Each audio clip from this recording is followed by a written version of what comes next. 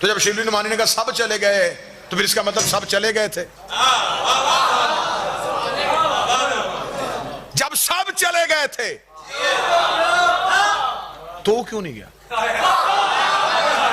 شبلی نعمانی کہتے ہیں علی ماتھا چوم کہتا اکفرت بعد الایمان، ایمان کے بعد کافر ہو جاتا.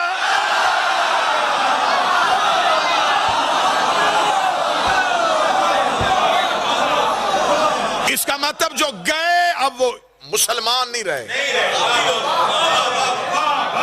وہ کافر ہو. بعض اہل تشیع سیدنا عثمان غنی رضی اللہ تعالیٰ عنہ کو غزوہ احد میں بھاگ جانے کی وجہ سے مطعون قرار دیتے ہیں، نعوذ باللہ، یعنی تان کرتے ہیں. ان کو کیسے سمجھایا جائے؟ سیدنا عثمان پہ جو اہل تشیع کا یہ والا اعتراض ہے، یہ تو کوئی غالی رافضی کرتا ہوگا حضرت عثمان کے حوالے سے. یہ تو نہج البلاغہ پہ بھی موجود ہے کہ مولا علی نے خود حضرت عثمان کو داماد رسول لکھا ہے صلی اللہ علیہ وآلہ وسلم. تو یہ سیدنا عثمان کے اوپر جو اعتراضات کیے گئے ہیں، آپ جینوئنلی ان کو دیکھیں تو جو بات ٹھیک ہے وہ کریں. خلیفہ راشد ہیں الٹیمیٹلی، میرے نزدیک تو آج کی ڈیٹ میں ان کے اوپر کوئی تان نہیں ہوگا. سیدنا عثمان پہ یہ جو غزوہ احد کے حوالے سے ہے، یہ صحیح بخاری میں موجود ہے. آپ صحیح بخاری میں اگر حضرت عثمان کے فضائل والا چیپٹر نکالیں تو آپ کو یہ حدیث مل جائے گی. کئی دفعہ ریپیٹ ہوئی ہے، مختلف اس کے طرق موجود ہیں بخاری میں. اسلام 360 میں بھی آپ حضرت عثمان اور احد یہ دو لفظ لکھیں تو خود کھول دے گا، آپ کو ڈھونڈنے کی ضرورت نہیں پڑے گی. یہ اصل میں یوں واقع ہے کہ حضرت عثمان کے دور حکومت میں آپ کے کچھ ڈسیزن کی وجہ سے لوگ آپ کے خلاف بھی ہوئے تھے. پھر شہید والا معاملہ ہو گیا، وہ تو ایک تلخ یعنی مسلمانوں کی تاریخ ہے. ایک شخص مصر سے آتا ہے، بخاری کے الفاظ ہیں، عبداللہ ابن عمر کے پاس حضرت عثمان اور حضرت علی کے بارے میں پوچھتا ہے.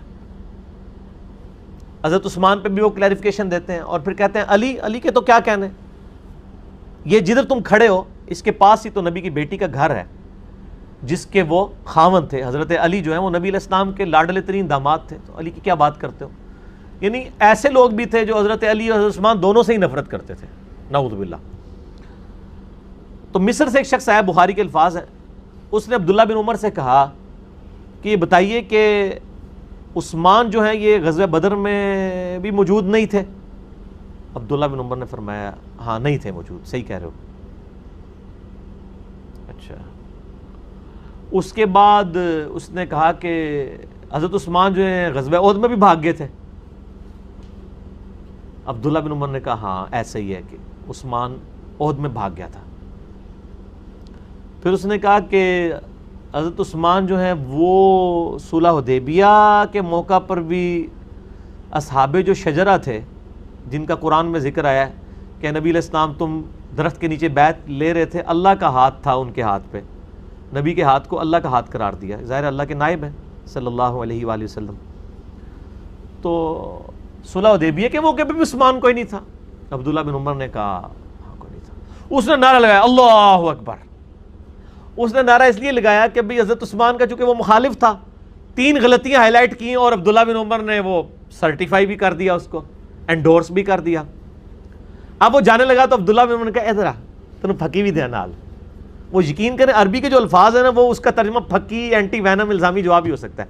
تو عبداللہ بن عمر نے کہا بھی اینج نہ ٹور جا، پوری گال سمجھ کے جا، پورا نیریٹو ڈاکٹرائن سمجھ. تو نے کہا بدر. تو بدر میں عثمان اس لیے نہیں تھا کہ نبی علیہ السلام کی بیٹی ان کے عقد میں تھی اور وہ بیمار تھیں.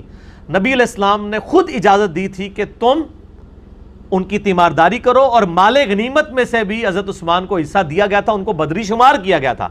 حضرت عثمان وہ صحابی ہیں جو بدری نہ ہوتے ہوئے بھی بدری ہیں کیونکہ نبی علیہ السلام کی اجازت سے. پہلا مسئلہ حل ہو گیا. ان کا تو نے کہا کہ جی احد میں بھاگ گئے تھے، تو ان کا ہاں احد میں بھاگ گئے تھے، لیکن قرآن سورہ آل عمران آیت نمبر 155 153 یہ پڑھ کے دیکھ تو اس میں تو اللہ تعالیٰ نے واضح فرمایا وَلَقَدْ عَفَى اللَّهُ عَنْهُمْ، بے شک اللہ ان کو معاف کر چکا تھا. تو احد میں جو غلطی ہوئی اللہ تعالیٰ نے قرآن میں صحابہ کی وہ غلطی معاف کر دی. پھر حضور کو بھی کہا صلی اللہ علیہ وآلہ وسلم، دیکھیں آپ اگر سخت زبان ہوتے اور آپ سختی سے بیہیو کرتے تو صحابہ آپ کے ساتھ سے ہٹ جاتے. تو آپ آندہ بھی ان کو اپنے مشوروں میں شامل رکھیں، ان کے ساتھ حسن اخلاق کا معاملہ رکھیں. مسئلہ حل ہو گیا. جب اللہ نے معاف کر دیا تو انہوں بہت ہی تکلیف ہے. اور کہا رہا صلح حدیبیہ, تو اس موقع پہ تو عثمان سے زیادہ معزز شخص ہی کوئی نہیں تھا. عثمان تو نبی علیہ السلام کی طرف سے نائب بنا کر بھیجے گئے تھے, کیونکہ ادھر آل امیہ کی حکومت تھی نا. اے نہیں تو کوئی گل دسے گا کہ ابو بکر, عمر, علی کو کیوں نہیں بھیجا گیا؟ ان میں سے کسی کو بھیجا جاتا تو انہوں وڈ دینا سی انہوں نے. حضرت عثمان بھی آل امیہ میں سے تھے, تو حضرت عثمان سے زیادہ کوئی اپروپریٹ شخص نہیں تھا کہ اس کو بھیجا جاتا, کیونکہ وہ خاندانی لحاظ رکھتے ہوئے حضرت عثمان کو ڈیمیج نہ کرتے, ورنہ وہ ایلچی کو قتل بھی کر سکتے تھے. حضرت عثمان کو جب بھیجا گیا تو بخاری میں آتا ہے کہ ان کی شہادت کی افواہ پھیل گئی کہ وہ تو انہوں نے مار دیا ان کو. اب نبی صلی اللہ علیہ وآلہ وسلم درخت کے نیچے آئے اور آپ نے بیعت اس کے اوپر لی کہ ہم یہاں سے اس وقت تک نہیں جائیں گے جب تک کہ عثمان کے قتل کا بدلہ نہ لے لیں. اس کے اوپر تو بیعت ہوئی تھی اور حضرت عثمان موجود نہیں تھے, تو نبی علیہ السلام نے اپنا مبارک ہاتھ بلند کر کے کہا تھا یہ عثمان کا ہاتھ ہے, میں اس کی بیعت بھی لیتا ہوں. تو نبی علیہ السلام نے اپنے ہاتھ کو عثمان کا ہاتھ قرار دیا. عثمان سے زیادہ معزز شخص ہی کوئی نہیں تھا صلح حدیبیہ کے دن. پھر وہ خیر آ بھی گئے تو پتہ چل گیا کہ ان کو شہید نہیں کیا, وہ افواہ ہی تھی. تو یہ تینوں جواب اس مصری کو دیے اور کہا کہ جب مصر جائے گا نا تو یہ بھی ساتھ لے جائیں. وہ عبداللہ بن عمر نے ایسے جواب دیے وہ آج تک بخاری شریف میں محفوظ ہیں. اب کوئی حضرت عثمان کے اوپر ان معاملات میں تان کرتا ہے نا تو اسی بھی اودی لا کے ہاتھ پڑا چڑھنے پگڑی اودی. ٹھیک ہو گیا کہ بھائی یہ تان نہ کرو. تو نہ تو ہم ناسبی ہیں اور نہ رافضی ہیں, ہم الحمدللہ دونوں ایکسٹریم سے بچے ہوئے ہیں اللہ کے فضل سے الحمدللہ.